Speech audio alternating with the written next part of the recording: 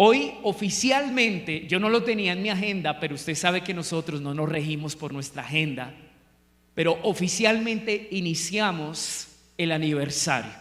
Denle un aplauso al Señor y un grito de júbilo por eso. Eso, muy bien. Ustedes saben que Dios nos dio una orden: celebrar sus obras, recordar sus obras. Y orando ayer, el Señor me da la palabra. Esta semana me ha dado el mensaje para el aniversario y me dijo: este tiempo no solamente van a recordar lo que yo he hecho, sino van a entender que es parte de una etapa más. Y la palabra que Dios nos va a dar para estos 3 días a partir de hoy es parte de una instrucción que, si todos la entendemos, eso va a facilitar que cada uno tome una determinación de unidad para que sigamos avanzando en el propósito que Dios está demarcando para este nuevo año. Amén. Para mí cada año es un año profético, porque cada año Dios nos demarca a través de una palabra lo que va a llegar a ser el proceso de ese nuevo tiempo. Amén. Y comenzamos nuestro 9º año, año de fruto, año de fructificación. Y Dios ha venido invirtiendo una obra en su corazón para fructificar su carácter y todo lo que Dios ha sembrado por años en sus vidas. Eso no puede quedarse en saco roto. Usted, al mirar hacia atrás, más que recordar su pasado, tiene que evidenciar que hay algo que ha ocurrido. No podemos seguir siendo los mismos.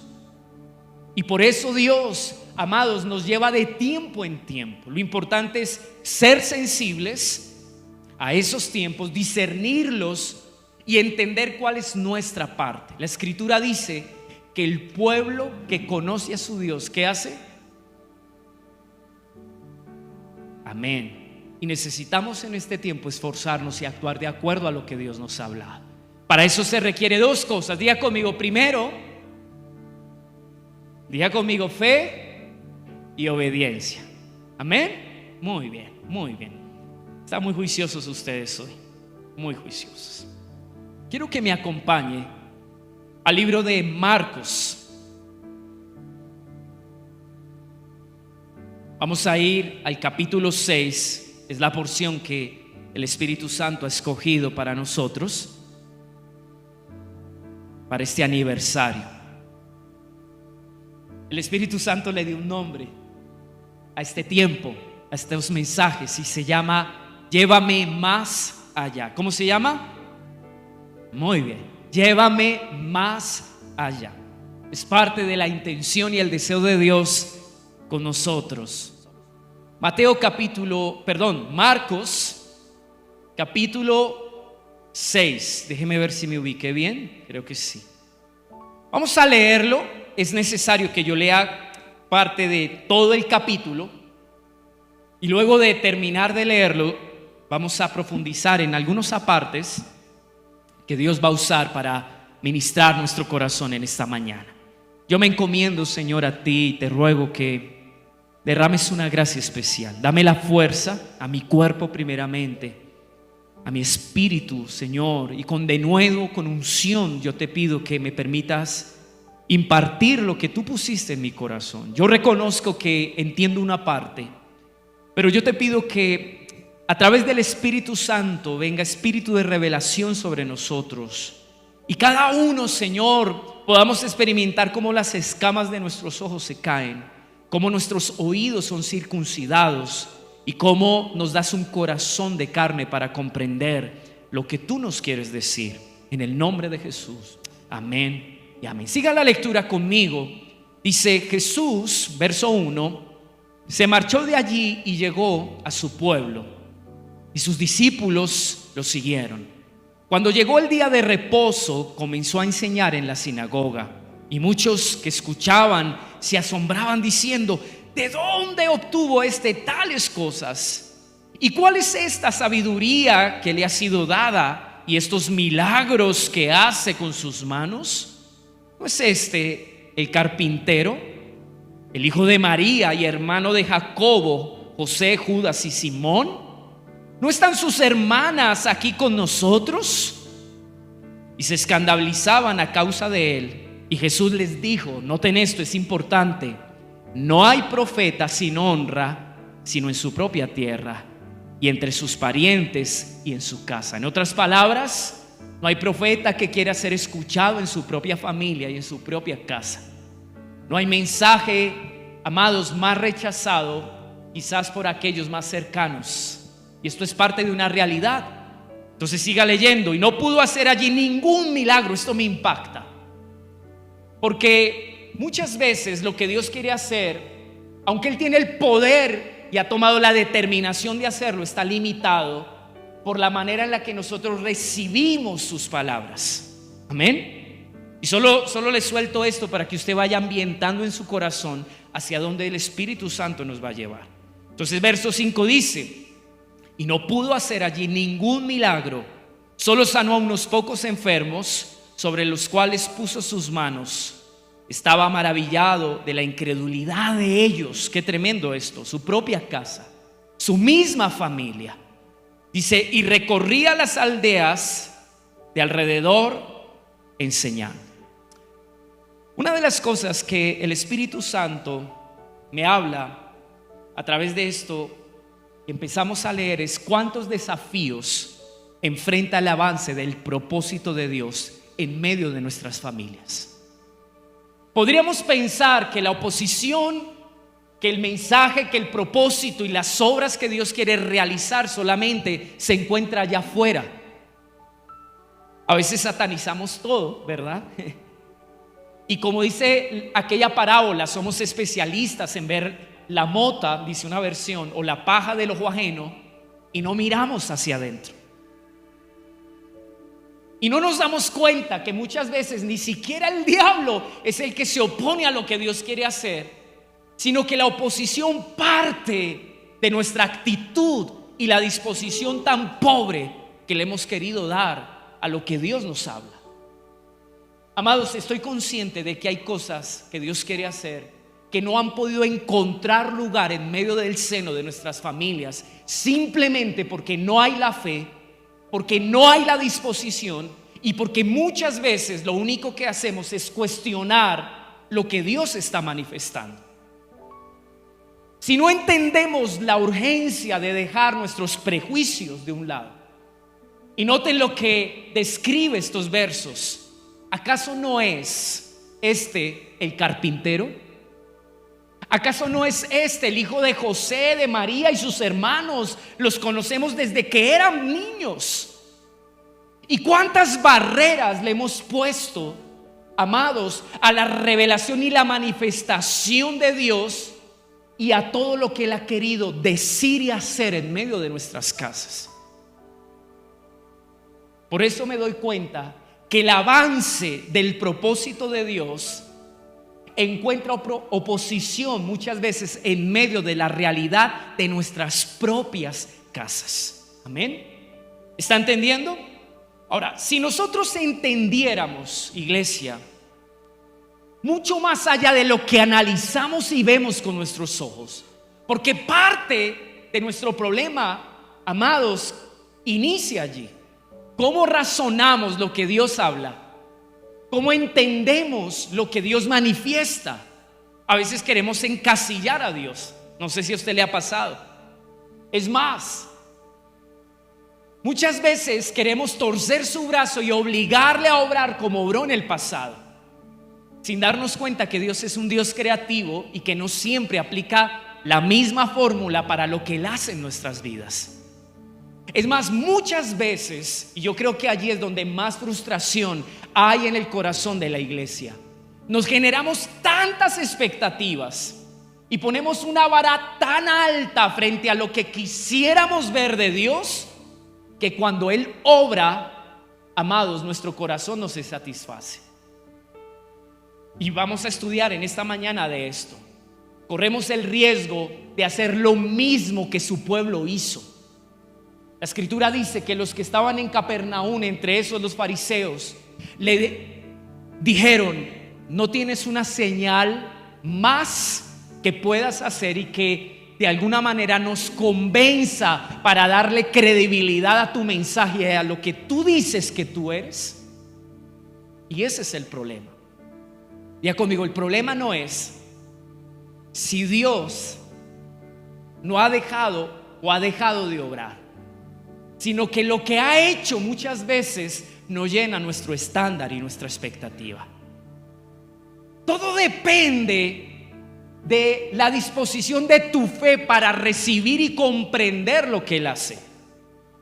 Y estoy poniendo las bases de lo que Dios me habló para que en este tiempo de aniversario entendamos lo que viene para la iglesia. Amén. Este es un tiempo donde Dios nos pide ojos para ver, oídos para oír y corazón para entender. Muchas de las cosas que Dios quiere traer sobre tu vida dependen de estos tres factores: sentidos espirituales sensibles y abiertos que faciliten y que de alguna manera no se incluya, porque es algo que Dios quiere hacer. Tú eres parte de sus propósitos. Dios puede obrar solo, pero ¿saben por qué no lo hace? Porque Dios es un Dios de cuerpo, de familia, de unidad. Y Él ha decidido manifestar su gloria a través de sus hijos. Y usted es su hijo. Amén. ¿Está aquí conmigo o se me fue? El propósito de Dios siempre enfrentará oposición. Siempre. El asunto no es si habrán cosas que se levantan y quieren limitar o frenar lo que Dios ha determinado hacer en nuestras vidas. El asunto es de quién viene la oposición. El problema no es si el mundo allá afuera va a creer, si hay poderes espirituales en los aires, que eso es una realidad. Efesios 6 lo dice, que se oponen y levantan lucha en contra del avance eterno del propósito de Dios. Para Dios eso no es un problema, porque Él venció sobre eso en la cruz del Calvario. El problema, amados, que más bien debería generarnos vergüenza, es que nosotros, su iglesia y sus hijos, somos los que limitamos lo que Él quiere hacer. Lo primero que enfrenta el avance del propósito de Dios en medio de su familia, ¿saben qué fue? Una actitud de menosprecio, una actitud de hostilidad y de incredulidad. Amén. ¿Está aquí conmigo? ¿Sí o no? Ahora, me impacta lo que dice el verso 5. Y no pudo hacer allí ningún milagro. Solo sanó a unos pocos enfermos sobre los cuales puso sus manos. Estaba, ¿qué dice allí? Este es el texto que más me impacta. Wow. Miren el contraste frente a algunos momentos en los que el mismo Jesús, viendo la fe de muy pocos, dice: wow, yo no he hallado fe como la tuya. Pero así como Dios se asombra de la fe de algunos pocos, también se asombra de la incredulidad. Amén. En medio de este contexto, mire lo que dice el verso 7. Entonces Jesús llamó a los 12 y ¿qué hizo? Comenzó a enviarlos de dos en dos. Jesús no se queda limitado por la oposición que vivió en su propia casa. Nada ni nadie iba a oponerse al plan que Él ya había determinado. Es tan lindo saber cómo, amados, sus discípulos se convirtieron en una extensión de sus palabras y de sus obras. Por eso la Escritura dice que a cada uno le dio la autoridad. Quiero decirle a usted y a mí, Dios nos ha dado la autoridad para hacer una extensión de sus palabras y de sus obras. Dios puede hacer las cosas solo, pero Dios no actúa solo, iglesia. Por eso, lo que aprendamos en estos 3 días va a ser determinante en cuanto a la actitud que usted y yo vamos a asumir en el propósito de Dios con su iglesia. Hemos sido, tristemente, y hablo por mí, cristianos que han estado de manera pasiva, siendo indiferentes a una realidad, a un entorno que nos rodea. y en el cual nosotros no hemos manifestado muy poco lo que Él quiere hablar y lo que Él quiere hacer. Amado, usted es la boca de Dios y sus manos son una extensión de lo que Dios quiere hacer en otras vidas. Jesús los envía. Mire lo que dice el verso 12. Voy a leerlo en esta versión. Me pareció muy linda y quiero traer la acotación porque creo que me va a ayudar a explicarle algo muy importante. Los discípulos, verso 12 del mismo Marcos, salieron y fueron a predicarle a la gente. ¿Para qué? Dice esta versión: para que se arrepintieran. En nuestra boca está el mensaje de la reconciliación. Es más, el apóstol Pablo habla claramente que ese es el ministerio que Dios le dio a la iglesia. Usted y yo fuimos reconciliados con nuestro Dios para ayudar a reconciliar a otros. El mensaje de la reconciliación tiene que ver más allá que solamente condenar o ayudar a otros a ver su condición como pecadores. Tiene que ver con la importancia, amados, de volvernos a una relación correcta con nuestro Padre. Pero ¿cómo hablaremos de relación si no la tenemos? El impacto y la eficacia del mensaje de aquellos discípulos no radicaba solamente en su buena intención de servir. Y aquí empecé a predicar. Porque muchos pueden hablar de Dios. Porque muchos pueden, amados, poner las manos sobre otros e intentar orar pidiendo una manifestación sobre sus vidas. La palabra autoridad me impacta. Porque no solamente tiene que ver con llevar a cabo un propósito en el sentido de que nos dan una delegación. Tiene que ver con el contenido que hay en ti para llevar a cabo eso. Y Dios quiere capacitarte. Di conmigo: Dios quiere capacitarme, llenarme de su espíritu. ¿Por qué?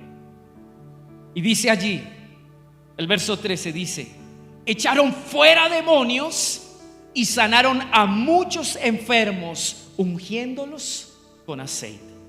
El próximo domingo yo le voy a predicar de esto una partecita, una instrucción que Dios me dio. De alguna manera Jesús quería darles a sus discípulos una primera experiencia, no solamente en poder servir a Dios en algo. Dios quería hacer una extensión a través de la vida y la plataforma de cada uno de sus discípulos de aquella obra que Él vino a hacer en el mundo. Es increíble que ellos se convirtieron, diga conmigo, en un medio, en una herramienta.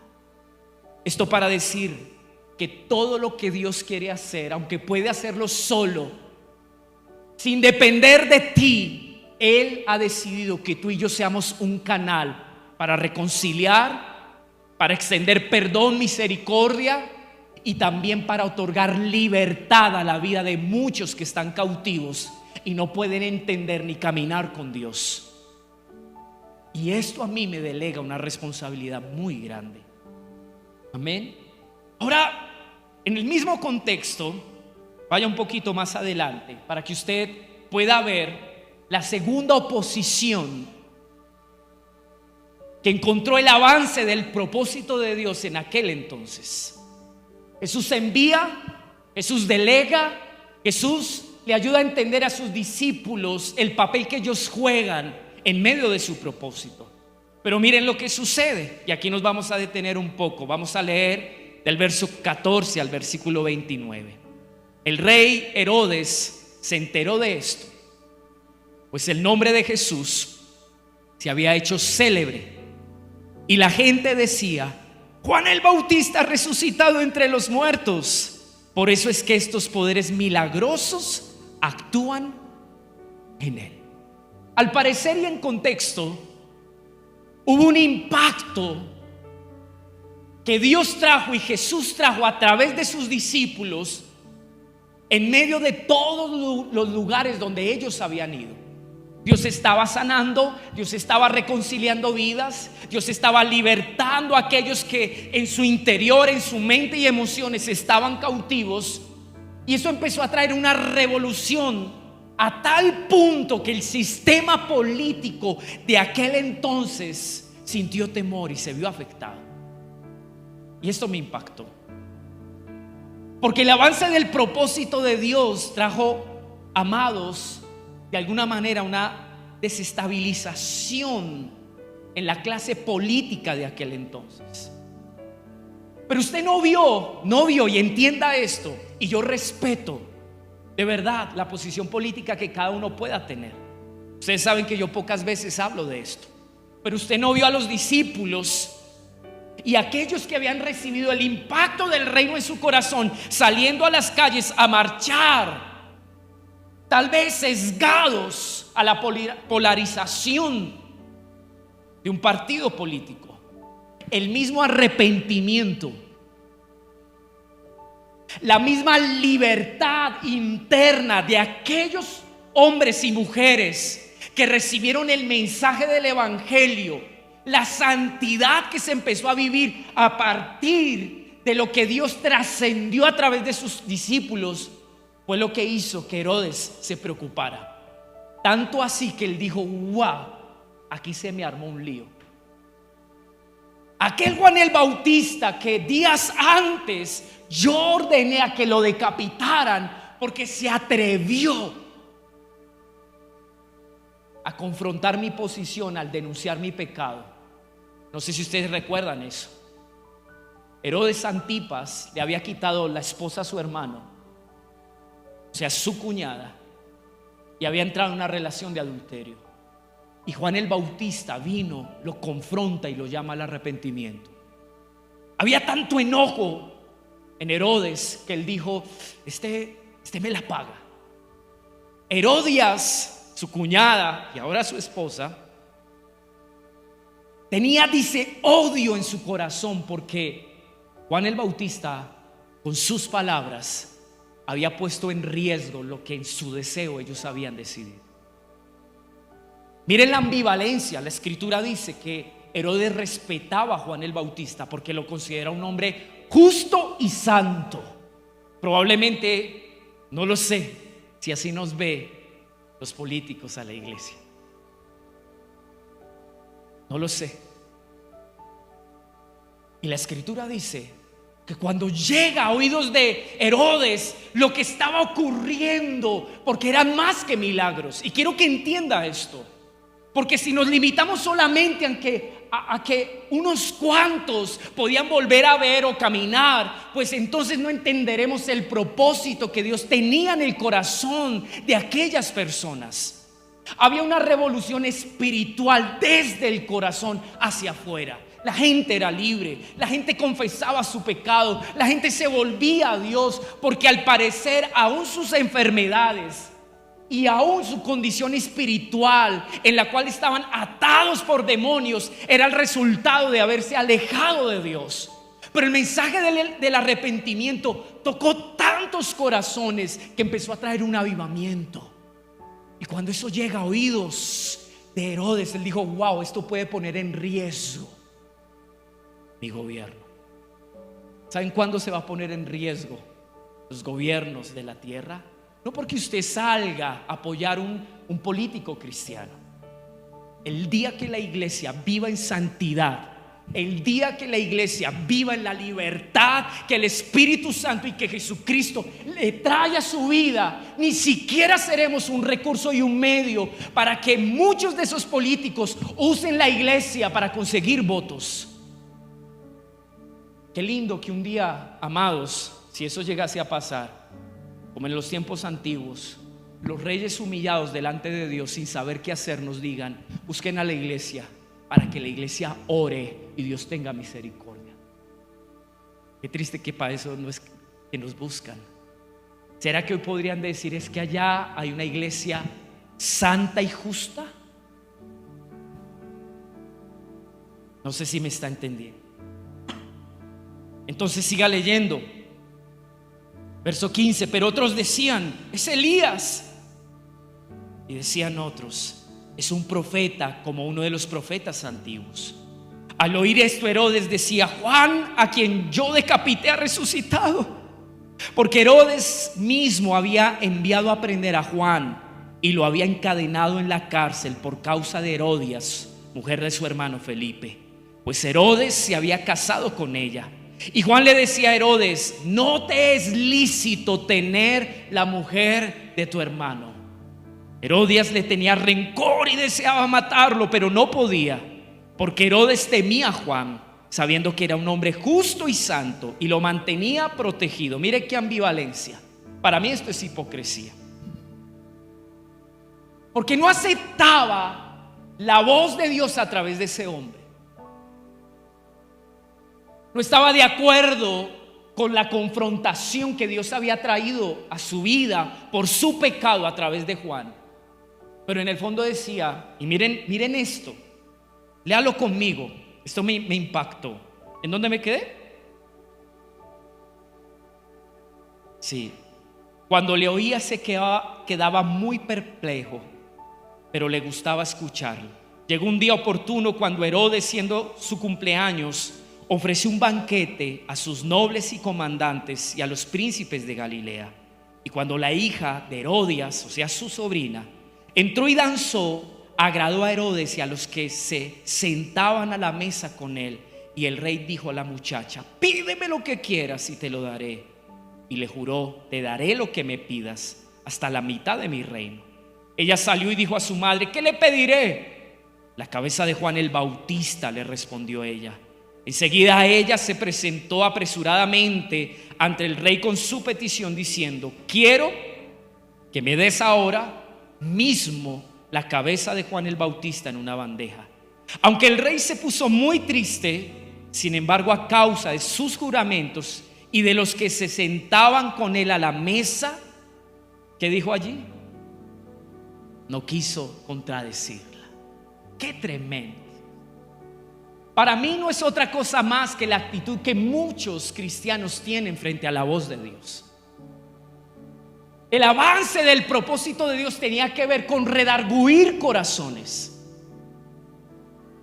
Porque propósito no solamente tiene que ver con lo que quizás de Dios podemos ver que Él hace en cuanto a nuestras peticiones.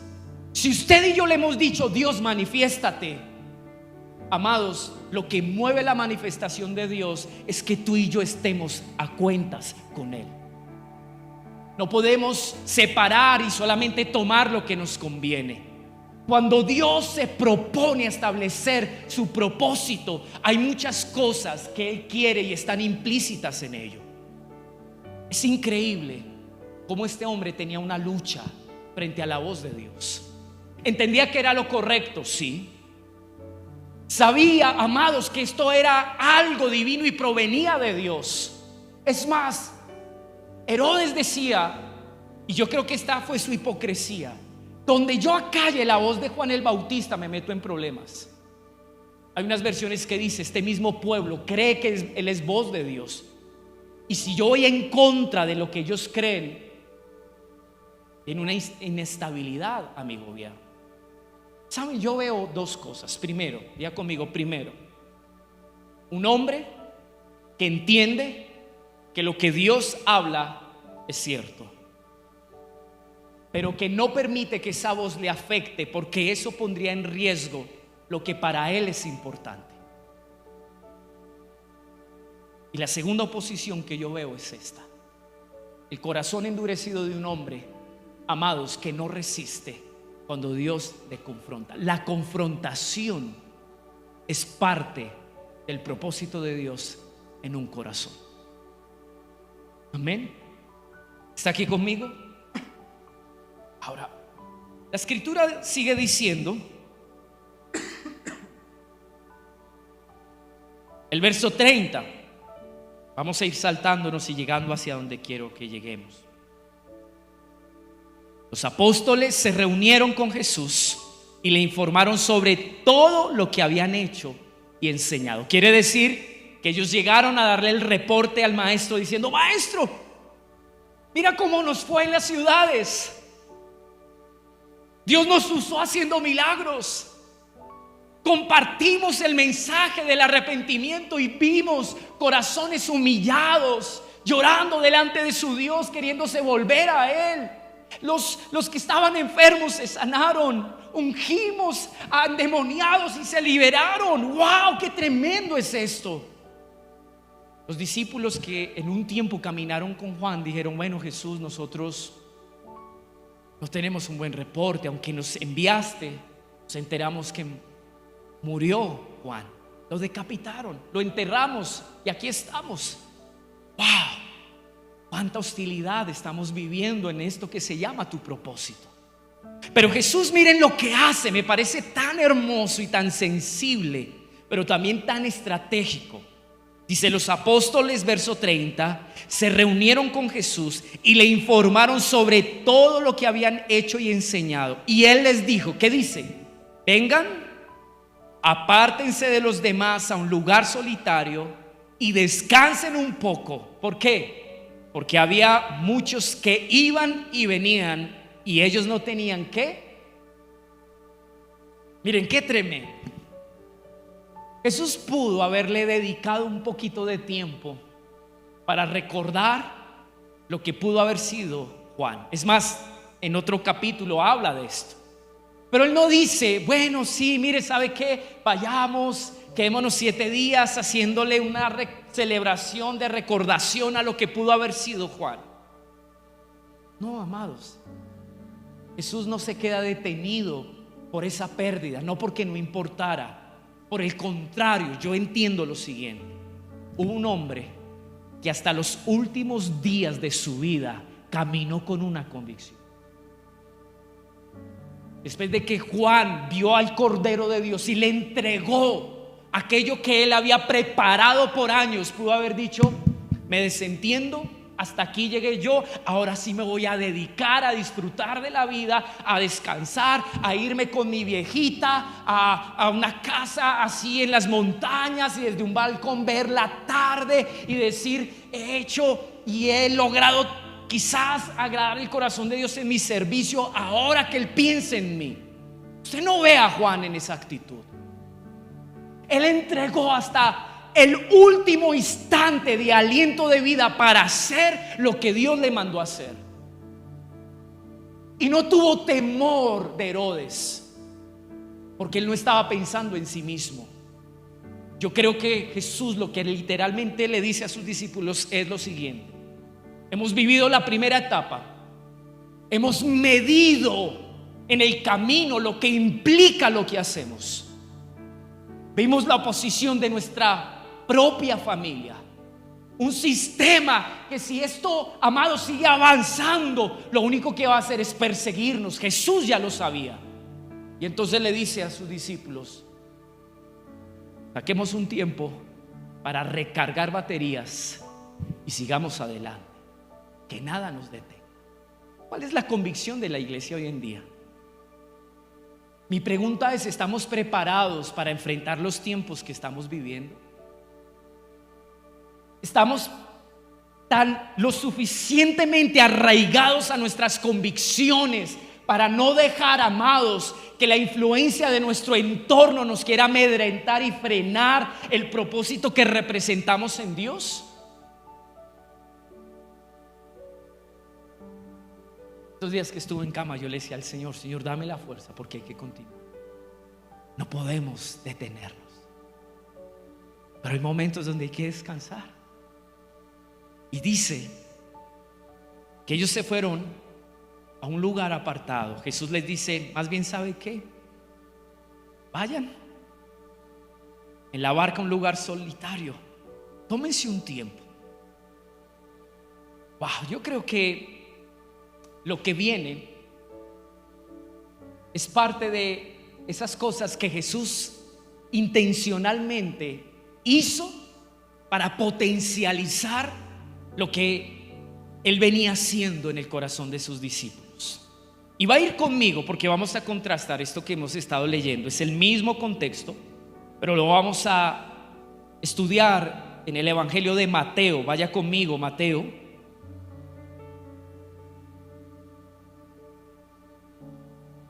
Capítulo 13. Dígame amén cuando lo encuentre.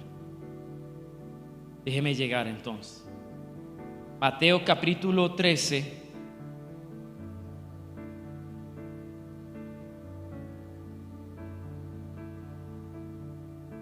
Perdón, quería ver si es. No, no es. ¿Me perdona? Amén, ¿sí me perdona? Gracias por perdonarme. Sí, es el 14, pero entonces estoy verificando algo para no adelantar. Ok. Vamos a ir al 9, discúlpeme, ¿vale? Vamos a ir al 9. Mateo capítulo 9, verso 35, si es ahí, si es ahí. Muy bien. Miren esto, es precioso. Jesús recorría, ¿está en el 35?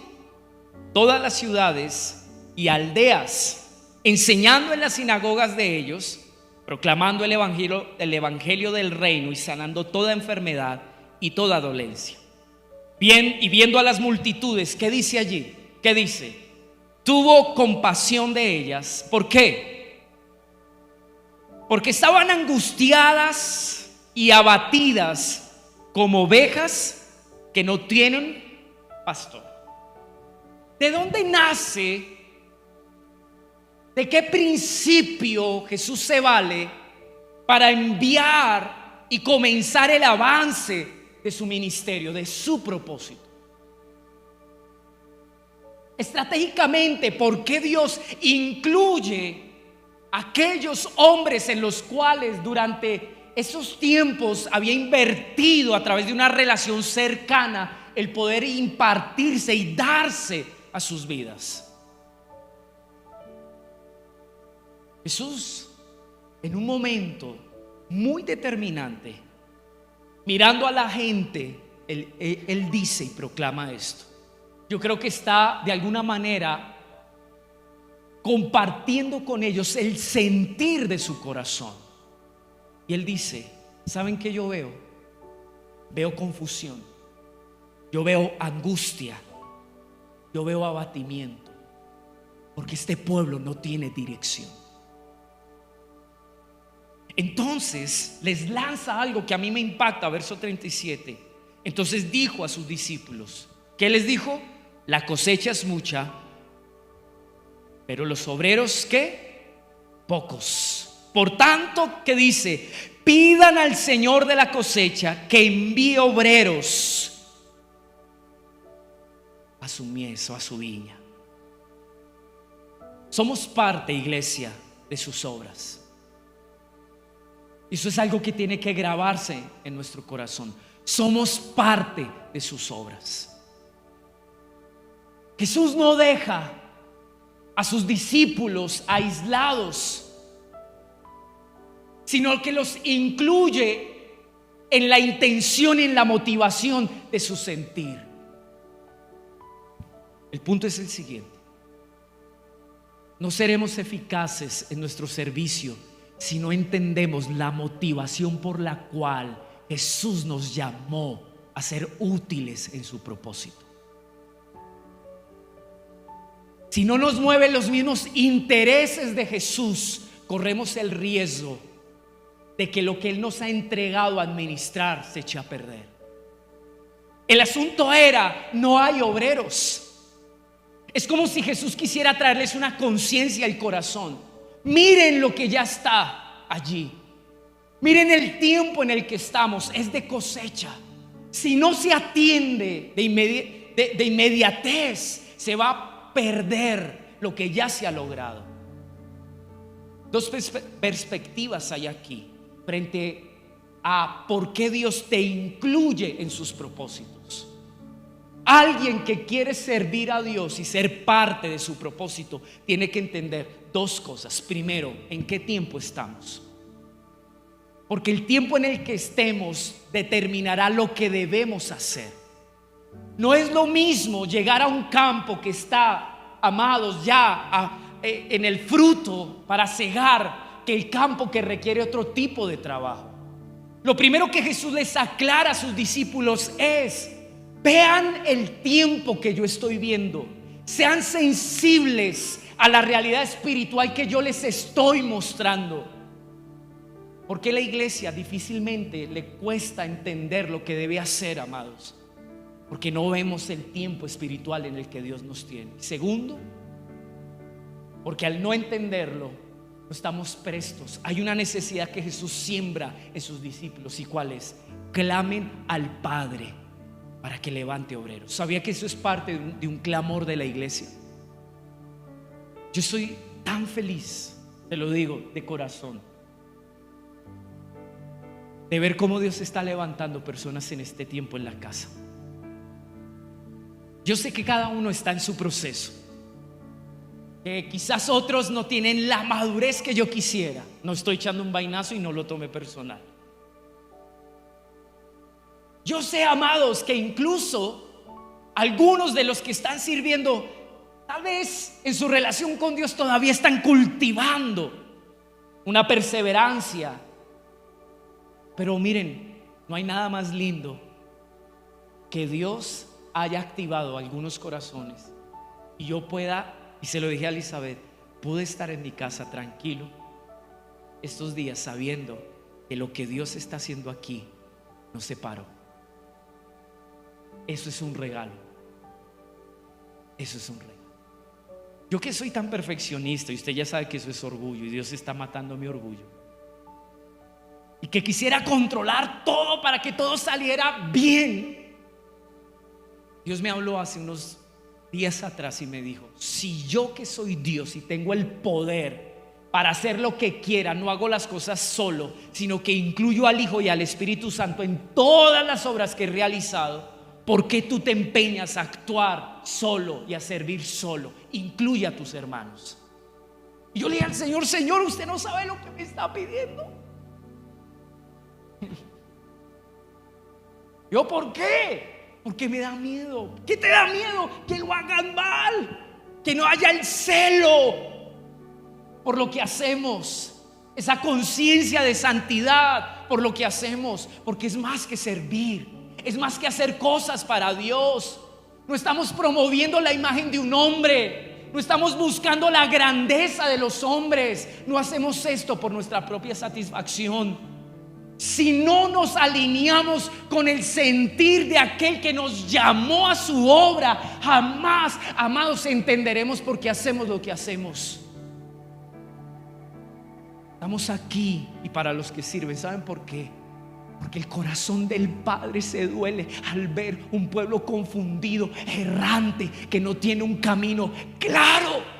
Y usted y yo, amados, en el hecho de que Dios nos llamó y nos incluyó en su propósito, nos está dando un valor. Usted es la respuesta para Dios redimir, restaurar, levantar, volver a encontrar lo que se le ha perdido. ¿No le parece que eso no es grande? Wow, amado, yo no sé si usted está entendiendo lo que yo le estoy diciendo en esta mañana. Es su sentir. Me duele. Y pregúntese: ¿a usted le duele ver a ovejas descarriadas lejos de Dios? ¿A usted le duele ver a su familia lejos de Dios? Yo me pregunto, ¿le duele? ¿O ya hemos asumido una actitud de indiferencia donde decimos: bueno, cada uno sus decisiones, yo respeto? No hay actitud más mediocre, y le voy a decir una cosa, más indiferente que esta. En el contexto, Jesús tiene que hablarle a los fariseos y les dice: vayan y aprendan misericordia, porque misericordia quiero y no sacrificio. ¿De qué le sirve a usted y a mí venir a este lugar a ofrecer al Señor unos cantos cuando salimos allá y somos indolentes frente a aún nuestras mismas familias que se están perdiendo? ¿Cuánto hemos clamado y hemos orado por ellos? Jesús estaba entrenando a sus discípulos. Esto era más que llegar y decir: Dios me usó, wow, reprendió un demonio y salió de ese cuerpo. No, amados, era el sentir de Cristo en el corazón de ellos. Dice la Escritura que cuando Él los vio, tuvo compasión. Amén. Ahora vaya conmigo, 14, Mateo 14. Voy en la mitad, de verdad se lo digo, esto sí no es broma, voy en la mitad del mensaje. Así que usted esfuércese, dígale que está a su lado, mi amado, no se me duerma. Yo no sé si usted está sintiendo ese calorcito ahí que lo está arrullando. Sóplese, ojalá tenga buen aliento el que está al lado suyo. Sóplese y ayúdese a despertar un poco, muévase un poco, pero no se me duerma.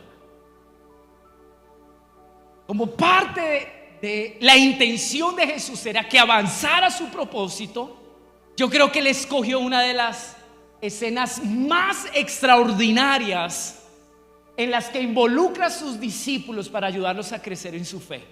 Para mí esto es parte también incluso de una nueva etapa. Mire lo que dice el verso 14-22. Estamos en el mismo contexto. Usted léalo en casa, estúdialo en casa y se va a dar cuenta.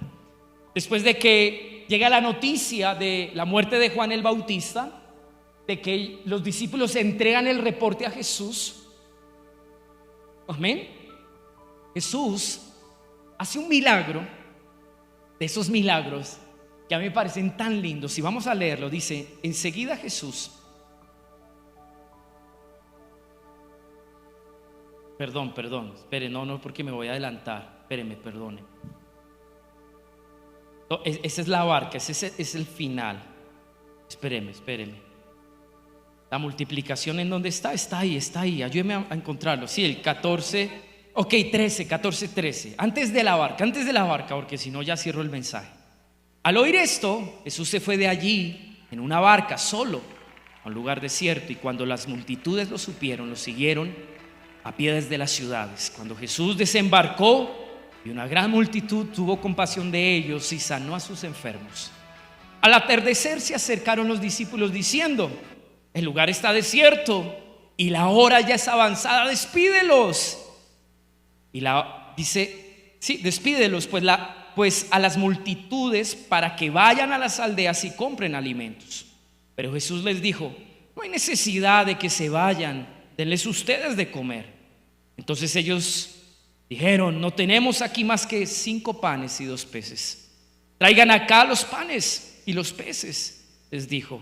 Y ordenando a la muchedumbre que se sentara sobre la hierba, Jesús tomó los 5 panes y los 2 peces, y levantando los ojos al cielo, bendijo los alimentos. Después partió los panes y se los dio a sus discípulos, y los discípulos a la multitud. Todos comieron y se saciaron. Dice que recogieron lo que sobró de los pedazos, 12 cestas. Qué tremendo. Y los que comieron fueron unos 5,000 hombres, sin contar las mujeres y los niños. La tercera oposición que sufre el propósito del avance que Jesús tenía en su ministerio tiene que ver con un factor que a mí me impactó cuando yo lo leí.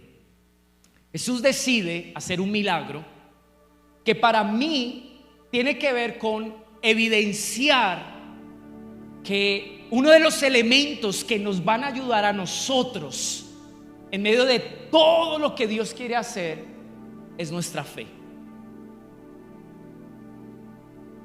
Jesús le bota la papa caliente, probablemente a Andrés y a Felipe, dicen en algunas versiones, y les dice: ¿qué hacemos con toda esta gente que hemos ministrado todo el día, en los cuales la obra de Dios se está logrando, pero por la necesidad no podemos estorbar ni interrumpir lo que aquí está pasando? Creo que uno de estos 2 artistas, si no estoy mal, Andrés, dice: bueno, alimentar a toda esta gente, yo que sé hacer cálculos, costaría casi el salario de todo un año. Si no estoy mal, creo que eso es lo que se propuso allí. Felipe, siendo recursivo, trae unos cuantos peces y unos panes y dice: oiga, mira, solo hay esto. Y Jesús dice: eso es suficiente. Porque al final no es si hay o no hay. Al final lo que hay que entender es que el propósito tiene que cumplirse. Eso es lo importante.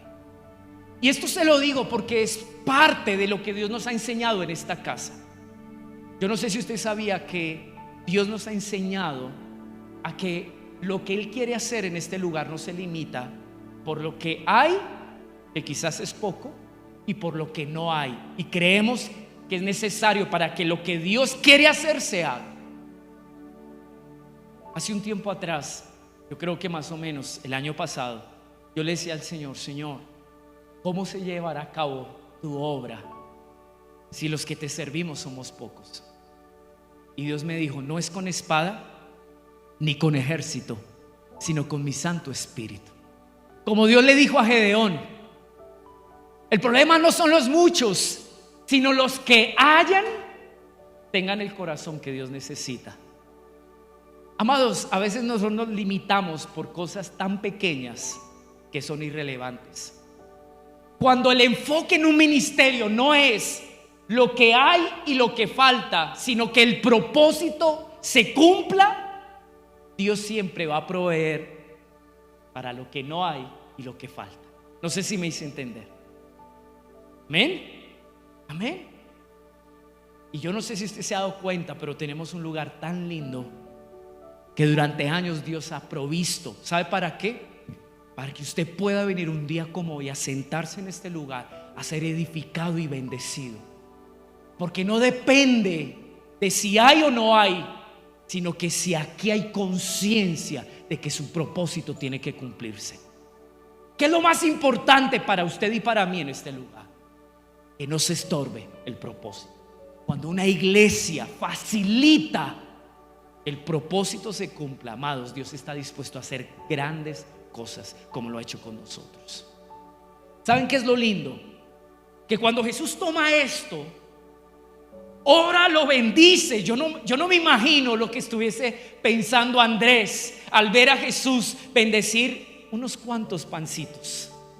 Humanamente yo creo que sin decirlo Andrés dijo: este tipo está loco. Había más de 15,000 personas. Y yo no sé si Jesús se está burlando de mí o qué es lo que Él va a hacer. Parte de los panes le da la orden a los discípulos: díganle que se sienten en grupos de 50 y de 100. Amado, yo en esa segunda instancia ya estuviera nervioso y casi que queriendo salir a correr. Y tras del hecho, parte unos pedacitos, se los entrega en las manos y le dice: mire, Osquitar, usted a esos 150 que hay allá. Yo no me imagino a Felipe y Andrés viendo las manos, esos trocitos, y acercándose. Yo creo que los pies estaban tiesos de acercarse a esas personas. Los echaron quizás en una cesta y solamente hacían así.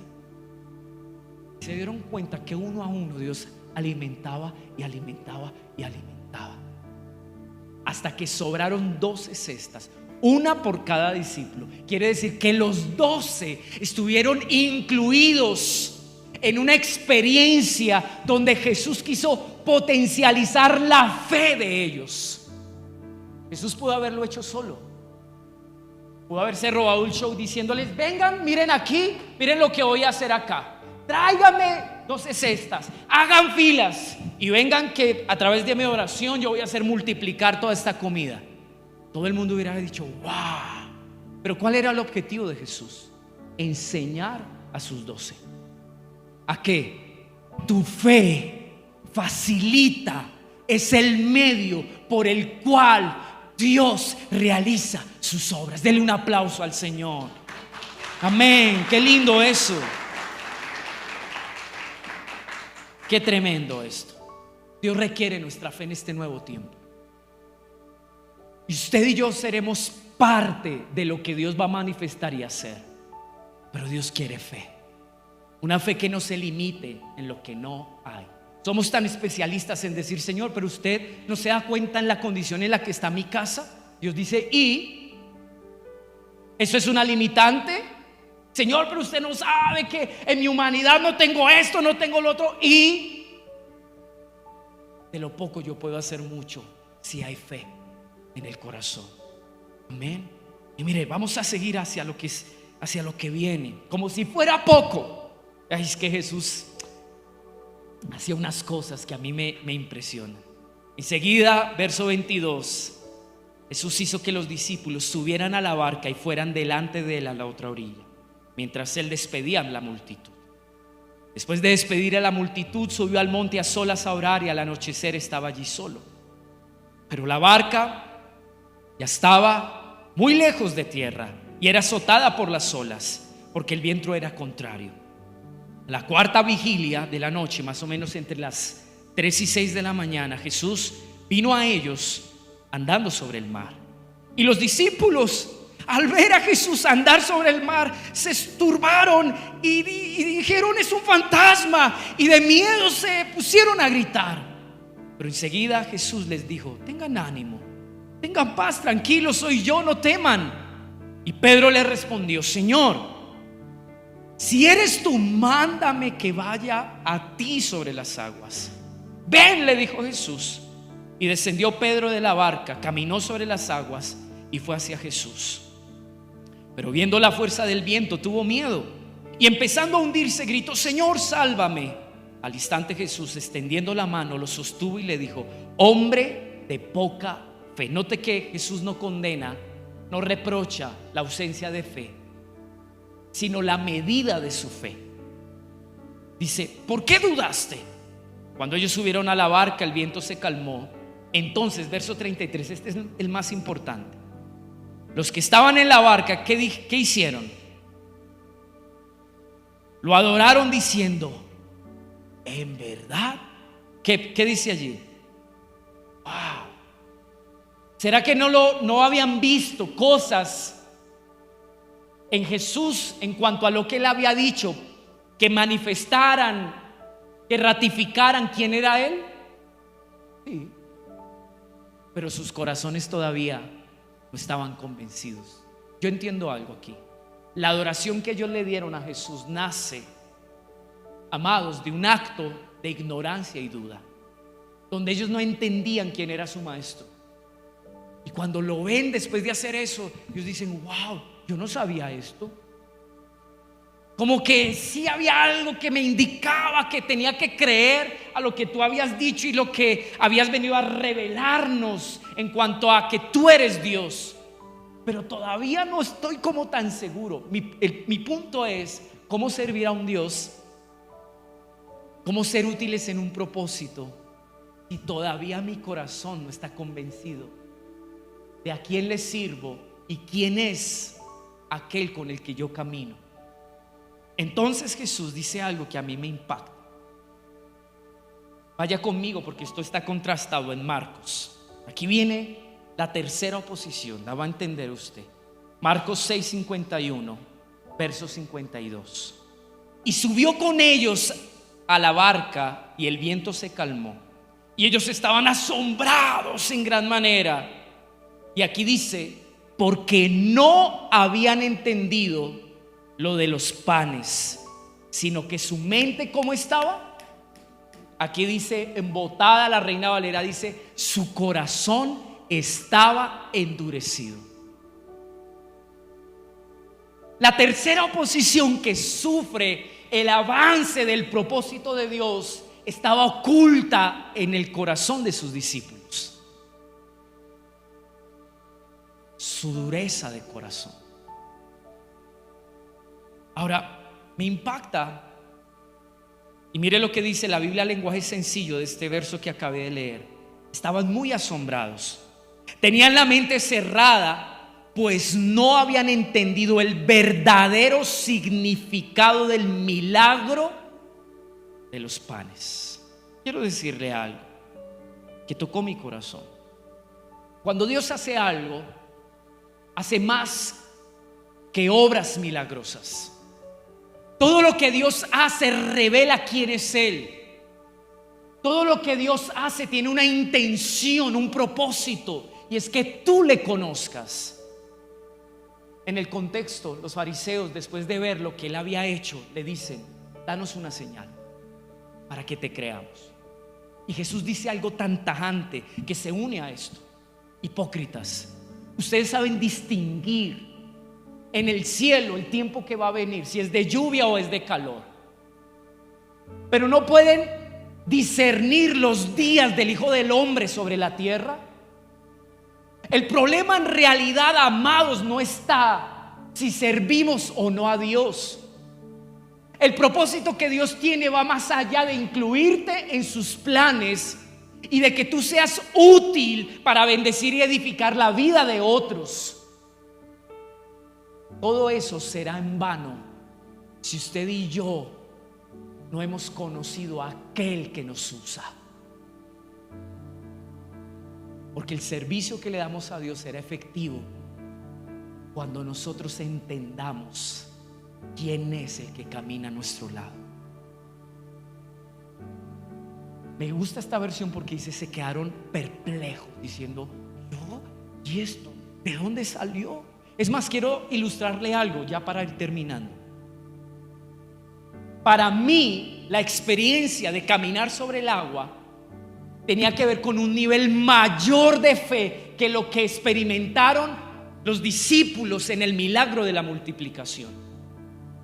Porque en la multiplicación, Jesús con su poder afecta el ámbito natural, pero en lo que Él manifiesta al caminar sobre las aguas estaba por encima aún de las leyes naturales. De allí ese discurso que muchas veces algunos predicadores dicen o mencionan de que Jesús estaba en lo sobrenatural, y es así. Pero lo que se evidencia es que los discípulos todavía no tenían la medida de fe para entrar en ambientes y niveles mayores espirituales. ¿Por qué? Porque ellos todavía no tenían un convencimiento de quién era Jesús. ¿Cómo le decimos a Dios que nos lleve a cosas mayores donde manifieste su gloria si nuestra fe está supeditada todavía a unos factores? En el final de esta palabra usted se va a dar cuenta de qué se trata. Miren que no es la primera vez, y se lo voy a mostrar en la escritura, que Jesús se refiere a este tema. Marcos 8, verso 14. Esto pasa y lo guardé para el final para que usted entienda algo. Marcos 8, 14 dice: los discípulos se habían olvidado de tomar panes y no tenían consigo en la barca sino solo un pancito. Jesús les encargaba diciendo: tengan cuidado, cuídense de la levadura de los fariseos. ¿Y a quién incluye aquí? Wow, ¿te acuerdan que al inicio del mensaje hablamos de este hombre? Wow, qué tremendo. Todo tiene un sentido y se va a dar cuenta por qué. Y ellos discutían entre sí que no tenían panes. Dándose cuenta, Jesús les dijo: wow, ¿por qué discuten que no tienen panes? Miren lo que les dice: ¿aún no comprenden ni entienden? ¿Tienen el corazón endurecido? Teniendo ojos no ven y teniendo oídos no oyen. ¿No recuerdan cuando partí los 5 panes entre los 5,000? ¿Cuántas cestas llenas de pedazos recogieron? 12 le respondieron. Y cuando partí los 7 panes, aquí ya incluye un segundo milagro que para mí es el repitis del examen. ¿Cuántas canastas llenas de los pedazos recogieron? Y ellos dijeron 7. Entonces Jesús concluye, ¿y qué dice? ¿Aún no entienden? El problema no trata, amados, en que nuestra necesidad es una limitante para que el propósito de Dios se cumpla.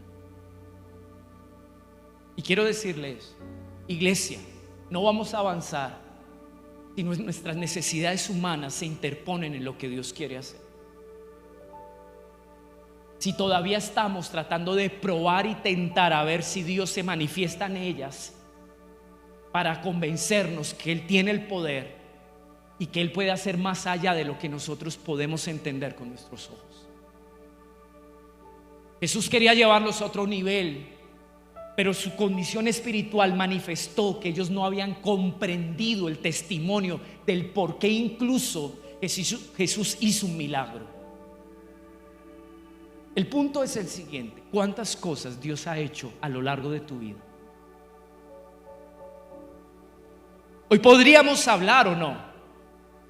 Si yo dejo el próximo sábado un tiempo para hablar de testimonios de lo que Dios ha hecho en este corto tiempo de este año que se ha pasado así, ¿cuántos de nosotros podríamos decir: wow, vi cómo sanó a mis hijos, vi cómo me proveyó, vi cómo me trajo salud, vi cómo hizo esto.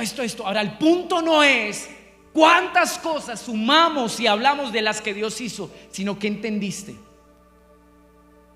¿Cuánto conociste tú del corazón de tu Dios a través de esas cosas? ¿Qué testimonio trajo a tu corazón? Los discípulos estaban en la barca diciendo: tenemos hambre.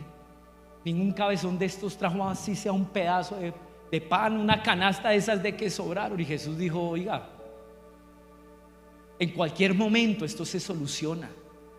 El problema no es si ustedes trajeron con qué, me tienen a mí. Y más adelante Jesús iba a revelar eso. Él era el pan de vida. Pero si ellos no entendían que había un pan superior al físico, seguirían condicionados en su relación con Jesús a su necesidad. Y como si fuera poco, les añade algo. ¿Ustedes se acuerdan de Herodes? Yo sí. ¿Saben cuál es el problema de ustedes? Y así como Herodes, no han querido aceptar lo que mi palabra ha buscado lograr en sus corazones. Y a esto le llamo levadura, porque son cosas pequeñas, pero que afectan y tienen una trascendencia tan grande que los incapacita para seguir caminando en lo que Dios quiere con sus vidas. Quiero decirle de parte de Dios que viene un tiempo diferente, que viene un tiempo donde Dios nos va a dejar claro la angustia, el dolor que Él siente por ver un pueblo que se está perdiendo, que no sabe hacia dónde ir. No hay nada más triste, amados, que estar en un momento donde tal vez usted, frente a la realidad de este mundo, está angustiado y dice: ¿y qué hacemos? Cuando aquí hay un Dios que dirige a su pueblo. Es como cuando Naamán con sus cartas va y se presenta al rey de Israel y le dice: es que me dijeron que aquí me pueden ayudar, aquí traigo mi recomendación. Y el rey, ¿qué hizo? Se rasga las vestiduras y dijo: ¿acaso yo soy Dios? Cabezón, pero usted es un hijo de Dios. Usted es parte de la respuesta de Dios para este mundo. Entonces el profeta manda y le dice: oiga, dígale que aquí hay un profeta de Dios que tiene voz de Dios para ese hombre, un hombre desesperado que no sabe qué hacer, pero que Dios le va a guiar. Amados, yo le pregunto: ¿estamos preparados para que Dios traiga a esas familias que vienen rotas? ¿Qué mensaje saldrá de nuestra boca? ¿Les sanaremos? ¿Les ayudaremos en su libertad? ¿O mientras tanto estaremos en la barca contando la falta de pan que hay? ¿Usted entendió el mensaje de esta mañana? Póngase en pie y vamos a orar. Padre, tú nos has hablado.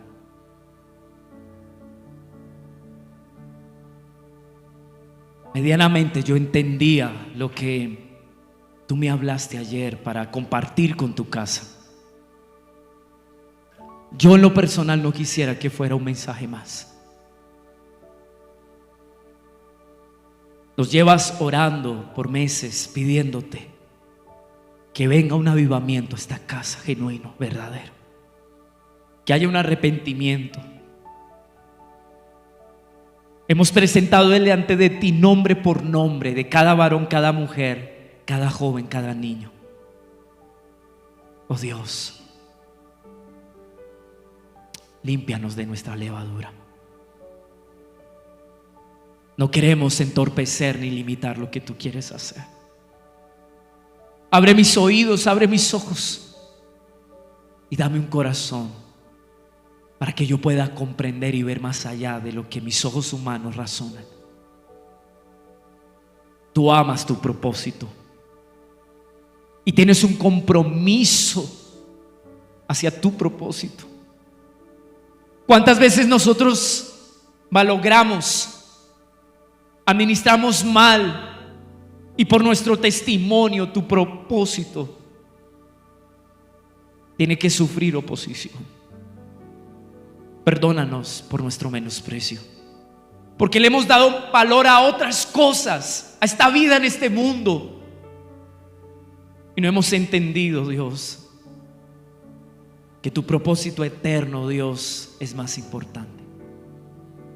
Mi oración hoy es que nos ayudes. Danos ojos para ver, danos oídos para oír y corazón para entender, para que todo lo que tú quieres hacer con nosotros, en nosotros y a través de nosotros se cumpla. Nos has tratado, nos has llevado por un proceso,